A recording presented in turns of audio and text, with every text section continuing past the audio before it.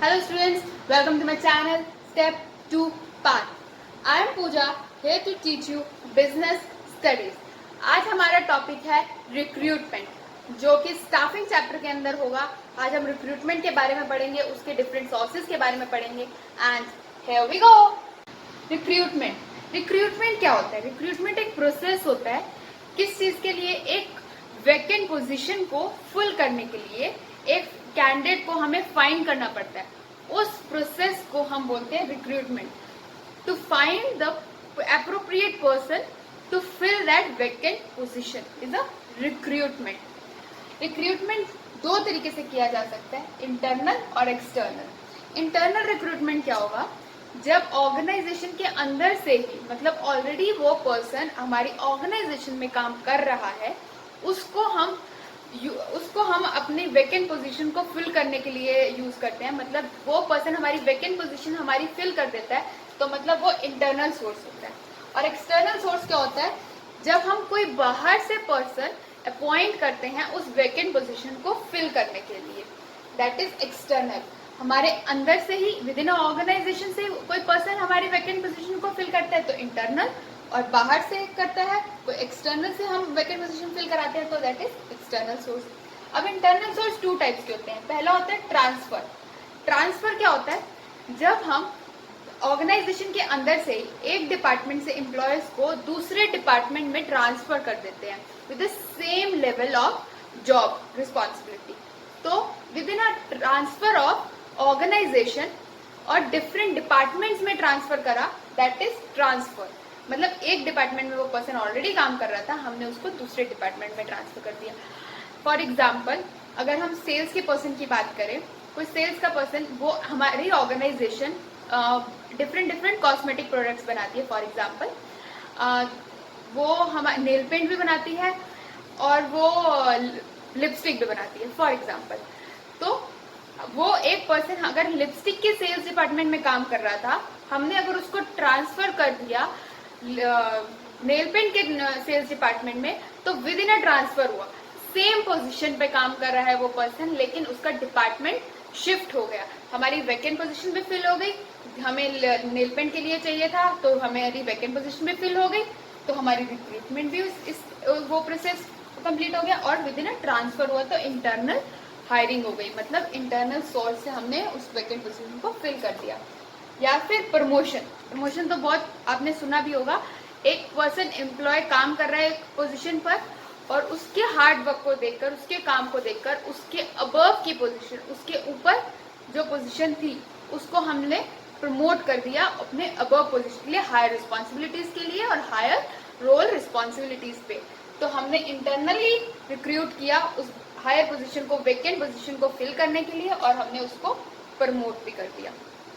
And the next topic is merits of internal sources and demerits of internal sources.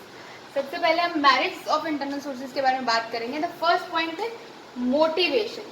जब हम with in organisation recruitment करते हैं या फिर अपनी ऑर्गेनाइजेशन के एम्प्लॉयज को प्रमोट कर उनको ऑर्गेनाइजेशन में हायर पोस्ट पर रखते हैं या किसी और डिपार्टमेंट में शिफ्ट करते हैं to complete our recruitment vacancies, तो एम्प्लॉयज मोटिवेट होते हैं कि हाँ, उनको चांस दिया जा रहा है, उनकी मेहनत को, हार्डवर्क को देखा जा रहा है, जिसकी वजह से उनको प्रमोट किया जा रहा है। तो वो मोटिवेट होते हैं ताकि वो और अच्छी जॉब कर सके, एक अच्छी डेजिग्नेशन पर और अच्छी सैलरी वो ले सके।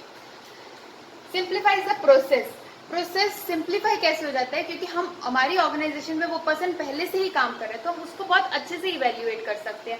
हमें पता है उसको क्या पसंद है, क्या नहीं पसंद है। एक नए पर्सन को जब हम रिक्रूट करते हैं, हम उसको जानने की कोशिश करते हैं, तो हम पहले उसको समझने के लिए प्रोसेस क्रिएट करते हैं कि हाँ, पहले हम उसको समझे, उसको क्या पसंद है, क्या नहीं, क्या कर सकता है, क्या नहीं कर सकता। लेकिन अगर वो ऑलरेडी हमारी ऑर्गेनाइजेशन में है तो हमें पता है कि वो बंदा कैसा है, तो हमें उसको इवेल्युएट करने के लिए बहुत बड़ा प्रोसेस नहीं क्रिएट करना पड़ता। That is why it is simplified in process. Shifting workforce. अब एक बारी हम लोगों ने, हमारे ऑर्गेनाइजेशन में 4-5 डिपार्टमेंट्स हैं, एक बारी हम लोगों ने एक डिपार्टमेंट में अपने एम्प्लॉयज फिट कर दिए। उसके बाद जब दूसरे डिपार्टमेंट में हम रिक्रूट कर रहे हैं, देन वी थिंक कि उस डिपार्टमेंट के कुछ पर्सन इस डिपार्टमेंट में आ सकते हैं। डिपार्टमेंट अगर शिफ्ट हो जाए तो उस एक डिपार्टमेंट, दोनों किसी भी डिपार्टमेंट में कि कोई भी काम पे इफेक्ट नहीं पड़ेगा, और हमें सैलरी भी हमें इंक्रीज नहीं करनी पड़ेगी। मतलब अगर और कोई पर्सन अगर हमारे ऑर्गेनाइजेशन में आता है तो हमें उसको सैलरी देनी पड़ेगी, हमारे लिए कॉस्ट भी इफेक्ट होगी। लेकिन विद इन ऑर्गेनाइजेशन अगर हम डिपार्टमेंट में शिफ्ट करते हैं तो हमारी सैलरीज में, हमारी कॉस्टिंग में ज़्यादा इफेक्ट नहीं करेगी, और वो पर्सन भी हमें और डिफरेंट डिपार्टमेंट से समझ पाएगा, जिससे वो हमें अच्छी प्रोडक्टिविटी दे पाएगा। नो इंडक्शन, मतलब हमें उसको इंडक्शन नहीं कर देना पड़ेगा, मतलब हमें उसे ऑर्गेनाइजेशन से इंट्रोड्यूस नहीं कराना पड़ेगा कि हमारी कल्चर कैसा है, कैसे काम होता है, कौन किसको रिपोर्ट करेगा।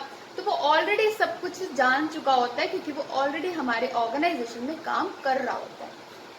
चीपर, अब हमें बाहर से अगर रिक्रूट करेंगे तो हमें कॉस्टिंग लगेगी, हम पहले उनको बुलाएंगे, उनके साथ इंटरव्यू कंडक्ट करेंगे। If we giving time to them, हम इंटरव्यू लेने के लिए भी हम उनको टाइम देंगे, तो वो time is also cost for the organisation. उनको जो नया पर्सन आएगा इंटरव्यू के लिए, उनको बिठाना, चाय पानी के लिए अपनी एनर्जी देना, अपनी टाइम देना, that will be cost to us. पर अगर हम विद इन ऑर्गेनाइजेशन अगर हम रिक्रूट करेंगे तो वो हमारे लिए चीपर होगा, हमें ज़्यादा ना उनको टाइम देना पड़ेगा, ना उनको समझाना पड़ेगा, ना हमें उनको उनसे उनके बारे में ज़्यादा उनको इवेल्युएट करने के लिए उन पर टाइम स्पेंड करना पड़ेगा। तो that why they will cheaper to us. और उसके डीमेरिट्स क्या है? लेथार्जिक, अभी हमें पता है कि इंटरनल सोर्सिंग हो जाएगी, कुछ टाइम बाद वो पर्सन प्रमोट हो जाएगा। एक टाइम प्रमोटिंग में लेथार्जिक हो जाते हैं, मतलब वो लेजी हो जाते हैं कि हमें तो प्रमोशन मिल ही जाएगी विद इन ऑर्गेनाइजेशन। ऐसा नहीं होना चाहिए, सिर्फ कैपेबल एम्प्लॉयज़ को प्रमोशन मिलनी चाहिए। जो नॉन कैपेबल एम्प्लॉयज़ हैं उनको प्रमोशन नहीं मिलनी चाहिए, जिसकी वजह से वो लेजी नहीं होंगे, एक्टिव रहेंगे और ऑर्गेनाइजेशन में प्रॉपर सपोर्ट देंगे। Not for a new enterprises, मतलब जो नई न्यू एंटरप्राइजेस होती हैं, जो नई ऑर्गेनाइजेशन बनाई जाती हैं या एक नया बिजनेस स्टार्ट किया जाता है, उसके लिए ये सब internal sourcing is not good, क्योंकि वो उनको उस टाइम पर लोग चाहिए होते हैं, एम्प्लॉयज़ चाहिए होते हैं ज़्यादा, ताकि वो ज़्यादा अच्छे से काम करें। तो इसलिए हमारे न्यू एंटरप्राइजेज में हमारे लिए इंटरनल सोर्सेज बेनिफिट नहीं देते। रिड्यूस प्रोडक्टिविटी, अगर एक पर्सन बार बार शिफ्ट होता जा रहा है अपनी जॉब से, अपने रोल से, अपने डिपार्टमेंट से, अपनी पोजीशन से, चाहे वो हायर पोजीशन पे जा रहा हो, चाहे उसका इंटरनल डिपार्टमेंट चेंज हो रहा हो, तो वो प्रोडक्टिविटी नहीं दे पाता है। वो पहले जिस पोजीशन पर है उस पर अब वो थोड़ा सा काम करता ही है कि उसको प्रमोशन मिल गया, तो वो अब हायर वाला काम समझकर करने की कोशिश करता है, तो उसका डिपार्टमेंट शिफ्ट हो गया। तो बार बार शिफ्टिंग ऑफ डिपार्टमेंट की वजह से उसके अंदर वो अपने फुल एफर्ट्स नहीं दे पाता है और अच्छे से प्रोडक्टिविटी नहीं कर पाता है within organisation. Stopping inclusion of new blood, मतलब नया क्रिएटिव माइंड। अगर हम सिर्फ इंटरनल सोर्सिंग करते रहेंगे तो बाहर से कोई नया क्रिएटिव माइंड हमारे ऑर्गेनाइजेशन में नहीं आ पाएगा, जिससे हम वही पुरानी अपनी प्रोसेसिंग चलाते जाएंगे। एक नया क्रिएटिव माइंड, एक नया प्रोसेस और एक नया एंथुजियाज्म लाने के लिए ऑर्गेनाइजेशन में न्यू ब्लड, मतलब न्यू पर्सन का आना भी बहुत ज़रूरी है। स्पिरिट ऑफ कंपटीशन, इससे क्या होगा, कंपटीशन बना रहेगा विद इन ऑर्गेनाइजेशन। मैंने ये करा, मैंने वो किया, मुझे प्रमोशन दो, मुझे प्रमोशन दो, मुझे प्रमोशन दो, जिसकी वजह से कभी कभी क्या होता है कि ज़्यादा कंपटीशन की स्पिरिट होने की वजह से प्रोडक्टिविटी रिड्यूस हो जाती है, क्वालिटी रिड्यूस हो जाती है और वो ढंग से ऑर्गेनाइजेशन को अपना गोल्स को अचीव नहीं कर पाते। हमने अभी तक इंटरनल सोर्सेज के बारे में पढ़ा, अब हम पढ़ते हैं एक्सटर्नल सोर्सेज के बारे में। कौन कौन से होते हैं एक्सटर्नल सोर्सेज? डायरेक्ट रिक्रूटमेंट, मतलब रिक्रूट करना डायरेक्टली। इस डायरेक्ट रिक्रूटमेंट का जो प्रोसेस होता है वो कुछ इस तरीके से होता है, जो ऑर्गेनाइजेशन के बाहर एक स्लिप नोटिस बोर्ड, एक नोटिस लगा होता है कि हमें इतने लेबर्स या इतने वर्कर्स चाहिए। That is basically for unskilled और skilled labours, not for a employees in the organization which is on a higher position. This is basically जो लेबर पोजीशन और वर्कर की पोजीशन पे काम करते हैं, कुछ अनस्किल्ड और कुछ स्किल्ड लेबर्स, तो उनके लिए होता है डायरेक्ट रिक्रूटमेंट। ऑर्गेनाइजेशन के बाहर एक नोटिस बोर्ड पर एक नोटिस लगाया जाता है कि हमें इतने वर्कर्स या इतने एम्प्लॉयज चाहिए, हमें ये स्किल का एम्प्लॉय चाहिए या ये स्किल का वर्कर चाहिए, तो उसको बोलते हैं डायरेक्ट रिक्रूटमेंट। कैजुअल कॉलर्स, अब ऑर्गेनाइजेशन में क्या होता है कि एक वैकेंट पोजीशन ओपन हुई, उसके बाद वहाँ पर कई सारे लोग आए, इंटरव्यू दिया या फिर इंटरनल उन्होंने हायरिंग करी, उसके बाद वो वैकेंट पोजीशन क्लोज हो गई। बट कई बार हम ऑर्गेनाइजेशन में क्या करते हैं, हम अपना रिज्यूमे डाल देते हैं कि आप रख लो, अगर आपको जरूरत पड़ेगी तो कॉल मी, और हमें बुला लेना या मेल कर देना, what ever the process of the company. तो वहाँ पर कुछ जो रिज्यूम्स होते हैं वो कलेक्ट हो जाते हैं कि ये इस पर्सन का रिज्यूमे है, ये इंटरेस्टेड है हमारी ऑर्गेनाइजेशन में काम करने के लिए, तो वो हम कलेक्ट कर लेते हैं ऑर्गेनाइजेशन। तो जब उस पोजीशन पर या किसी पोजीशन पर वैकेंट पोजीशन होती है और फिर उस रिज्यूम्स को देखा जाता है कि कोई अप्रोप्रिएट पर्सन जिसने अप्लाई किया हो और हमारी वैकेंट पोजीशन के साथ उसकी रिक्वायरमेंट मैच हो रही होगी, तो हम उसको बुलाते हैं इंटरव्यू के लिए, दैट इज कैजुअल कॉलर्स। या फिर एडवर्टाइजमेंट होती है न्यूज़पेपर में, आपने देखा होगा, टेलीविजन पे देखा होगा कि दिस पर्सन इज हायरिंग, और फेसबुक पे भी कई ऑर्गेनाइजेशन होती हैं वो फेसबुक पे भी डालते हैं कि हमें हमारी ये पोजीशन है, कोई इंटरेस्टेड हो तो। लिंक्डइन जो बहुत बड़ा इस टाइम पर है प्लेटफॉर्म एक एडवर्टाइज करने के लिए कि हमारी ये पोजीशन वेकेंट है, तो advertisement is one of them. Employment exchange government का एक ऑर्गेनाइजेशन है, गवर्नमेंट का एक डिपार्टमेंट है जहाँ पर रजिस्टर कराया जाता है एम्प्लॉयज कि हाँ ये पर्सन अभी अनएम्प्लॉयड है और वो ये स्किल्स उसके पास हैं और वो उस डिपार्टमेंट में उस स्किल्स में कुछ चाहता है, कोई जॉब चाहता है, तो वहाँ से हम लोग देख सकते हैं। Placement agencies, Naukri.com is a very big organisation right now. Placement agencies बोल सकते हैं। आपके पास मतलब जो ढूंढ रहे होते हैं जॉब, उनके पास कॉल्स भी आते हैं कि हम इस प्लेसमेंट एजेंसी से बोल रहे हैं या हम एक HR कंपनी से बोल रहे हैं, recruitment, man power, talent acquisition company से बोल रहे हैं, हम इस ऑर्गेनाइजेशन के लिए हायरिंग कर रहे हैं, अगर आप देखना चाहते हो। उस टाइप की ऑर्गेनाइजेशन, उस टाइप की एजेंसीज, मतलब वो जो किसी और के लिए हायरिंग करती है ताकि वो पर्सन उस रिक्रूटमेंट में जाके मैच करे, या फिर कोई ऑर्गेनाइजेशन जो ढूंढती है किसी और ऑर्गेनाइजेशन की रिक्रूटमेंट और रिक्वायरमेंट को फुलफिल करने के लिए पर्सन को, उसको बोलते हैं प्लेसमेंट एजेंसी। तो that is also an external source. Is campus recruitment. जब ऑर्गेनाइजेशन कैंपस के अंदर, मतलब कॉलेजेस के अंदर, इंस्टीट्यूशन के अंदर आती हैं रिक्रूटमेंट करने के लिए, अपने ऑर्गेनाइजेशन में फ्रेशर्स को लेकर आती हैं ताकि उनकी ऑर्गेनाइजेशन और अच्छे से ग्रो कर सके, क्योंकि जो फ्रेशर होता है वो एक कंप्लीट ब्लैंक स्लेट की तरह होते हैं। फिर ऑर्गेनाइजेशन, कंपनी उनको अपने तरीके से मोल्ड करती है ताकि वो हमारी ऑर्गेनाइजेशन में अच्छे से काम कर सके, हमारे तरीके से, हमारे वे से वो चल सके और वो अच्छे से सीख भी सके और हमारी ऑर्गेनाइजेशन को और अपने पर्सनल गोल्स को अच्छे से अचीव कर सके।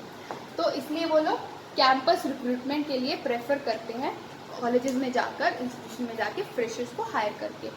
उसके बाद नेक्स्ट आता है रिकमेंडेशन ऑफ एम्प्लॉयज। जो एम्प्लॉयज ऑलरेडी काम कर रहे होते हैं ऑर्गेनाइजेशन में, वो एम्प्लॉयज रिकमेंड करते हैं कि मेरा फ्रेंड या मेरे फैमिली मेम्बर या मेरा कजन, ब्रदर, सिस्टर, व्हाटएवर, कि वो पर्सन इंटरेस्टेड है हमारी ऑर्गेनाइजेशन में, वो हमारे रिक्वायरमेंट के साथ मैच भी कर रहा है, तो आप हमारी ऑर्गेनाइजेशन में उसको हायर कीजिए।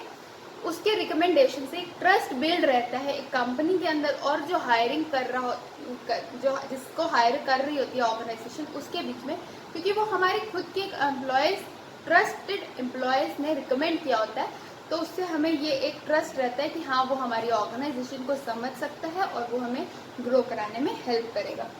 लेबर कॉन्ट्रैक्टर्स में क्या होता है कि वो कॉन्ट्रैक्टर, इसलिए सिमिलर लाइक अ प्लेसमेंट एजेंसीज, कि बाहर का कोई कॉन्ट्रैक्टर होता है जिनके पास लिस्ट ऑफ द एम्प्लॉयज होती है, यहाँ पर लिस्ट ऑफ द लेबर्स होती है। इसमें और इसमें डिसिमिलर क्या है कि जो प्लेसमेंट एजेंसी होती है वो हायर लेवल के लिए होती है, जो हायर लेवल पे काम कर रहे होते हैं अच्छी पोजीशंस पे, उनके लिए प्लेसमेंट एजेंसी होती है। और लेबर कॉन्ट्रैक्टर्स के पास जूनियर लेवल जो वर्कर्स होते हैं उनके बारे में डिटेल्स होती है। तो जब हमें वर्कर्स या लोअर लेवल के पर्सन्स को हायर करना होता है तो वहाँ पर हम लेबर कॉन्ट्रैक्टर्स के पास जाते हैं, लेकिन अगर हमें अच्छे पोजीशन पे, मैनेजमेंट पोजीशन पर, मैनेजर पोजीशन पर, हायर पोजीशन पे हायर करना होता है तो हम प्लेसमेंट एजेंसीज के पास जाते हैं। फिर आती है वेब पब्लिशिंग मतलब ऑनलाइन पोर्टल, वो ऑनलाइन पोर्टल जिनके थ्रू एम्प्लॉयज़ को या फिर पर्सन्स को पता चलता है कि हमारी ऑर्गेनाइजेशन में एडवर्टाइजमेंट है या फिर वैकेंसीज हैं कि हम वहाँ पर अप्लाई कर सकते हैं, तो वो online portal is coming under the web publishing. अगला टॉपिक है हमारा मेरिट्स ऑफ एक्सटर्नल सोर्सेज और डीमेरिट्स ऑफ एक्सटर्नल सोर्सेज। सबसे पहले हम मेरिट पढ़ते हैं। क्वालिफाइड पर्सन, मतलब हमारे पास जो रिक्वायरमेंट आती है वो हम फुलफिल करते हैं एक्सटर्नल सोर्स से, तो हम एक अच्छी क्वालिफिकेशन हम उसके साथ मैच करते हैं ताकि वो हमारी रिक्वायरमेंट को अच्छे से फुलफिल कर सके। तो हमारे पास एक क्वालिफाइड अच्छी क्वालिफिकेशन वाले लोग हो सकते हैं हम अपनी वैकेंट पोजीशन को फिल करने के लिए। वाइडर चॉइस, हमारे पास बहुत सारी चॉइसेस होती हैं। इंटरनल में हमारे पास लिमिटेड होती है क्योंकि हमें विद इन ऑर्गेनाइजेशन में शिफ्ट करना होता है ताकि हमारे बाकी और डिपार्टमेंट्स में इफेक्ट ना करे। लेकिन यहाँ पर हमें एक्सटर्नल से जब हमें लेना होता है तो हमारे पास वाइडर चॉइसेस होती हैं हमारे वेकेंट पोजीशन को फिल करने के लिए। कॉम्पिटिटिव स्पिरिट, इसमें पर्सन्स में आपस में कॉम्पिटिशन की वो होती है कि हाँ मेरे को ज़्यादा अच्छा करना है, मेरे को ज़्यादा अच्छा करना है, तो they will give the best कि हाँ ज़्यादा अच्छा करेंगे तो हमें ये ऑर्गेनाइजेशन रिक्रूट करेंगी और हम यहाँ से ऑर्गेनाइजेशन को अच्छी गोल्स से अचीव करा पाएंगे। और विद इन ऑर्गेनाइजेशन में आने के बाद भी पर्सन्स में कंपटीशन की भावना होती है क्योंकि अगर वो अच्छा परफॉर्म नहीं करेंगे तो उनको पता है इंटरनल प्रमोशन नहीं होगा, एक्सटर्नल हायरिंग हो जाएगी। इसलिए विद इन ऑर्गेनाइजेशन भी अच्छा परफॉर्मेंस करने के लिए एक्सटर्नल सोर्स को रखना बहुत ज़रूरी होता है। फ्रेश टैलेंट, ऑर्गेनाइजेशन में जब फ्रेश टैलेंट आएगा तो नए क्रिएटिव आइडियाज आएंगे और नया इनोवेशन आएगा। जैसे मैंने अभी आपको बताया, एक फ्रेशर एक प्लेन स्लेट की तरह होता है, तो वो उसके अंदर जो आइडियाज होते हैं वो हम ऑर्गेनाइजेशन में इम्प्लीमेंट कर सकते हैं, जिससे हमारा ऑर्गेनाइजेशन को गोल्स अचीव करने का टारगेट और ज़्यादा बढ़ जाता है और हम बहुत अच्छे से परफॉर्म कर सकते हैं। बट इसके डीमेरिट्स क्या है? डिससेटिस्फेक्शन अमंग एग्जिस्टिंग स्टाफ, जो ऑलरेडी काम कर रहे होते हैं ना उनके अंदर डिससेटिस्फेक्शन हो जाता है कि मेरा इतना करने के बाद भी अगर मैं अच्छे से काम नहीं कर पाया हूँ या फिर कंपनी को पसंद नहीं आया, उन्होंने एक्सटर्नल हायरिंग ही करनी है और मुझे प्रमोट नहीं करना है, तो वो और अच्छे से जो काम कर रहे होते हैं उससे भी लोअर काम करना शुरू कर देते हैं, तो उनके अंदर डिससेटिस्फेक्शन आ जाती है, उनका मोरल डाउन हो जाता है। लेंथी प्रोसेस, एक बहुत लंबा प्रोसेस है एक एम्प्लॉय को चूज करने के लिए। एक पर्सन को चूज करने के लिए एक बहुत ज़्यादा टाइम भी कंज्यूम होता है और एक लॉन्ग प्रोसेस भी लगता है। उसके अंदर they will take, some company will take entire day, कईयों को 2 दिन लग जाता है, कईयों को 3 दिन, कईयों को 1 वीक भी लग जाता है एक एम्प्लॉय को सिलेक्ट करने के लिए। और ह्यूज कॉस्ट, ऑब्वियसली अगर बाहर से पर्सन्स आएंगे, हम अपनी कंपनी में उनको बिठाएंगे, उनको टाइम देंगे, तो उसमें कॉस्टिंग भी उतनी ही ज़्यादा लगेगी, तो दिस इज ऑल्सो का huge cost. Thank you for watching. आज हमने पूरा कंप्लीट रिक्रूटमेंट का प्रोसेस देखा, उसके सोर्सेज देखे, कितने कितने डिफरेंट टाइप के सोर्सेज होते हैं, कैसे कंपनी रिक्रूट कर सकती हैं। Thank you for watching. Please like this video and share it to the other students, so उनको भी समझ में आए, वो भी सीख सकें। And subscribe to my channel step to part. Thank you.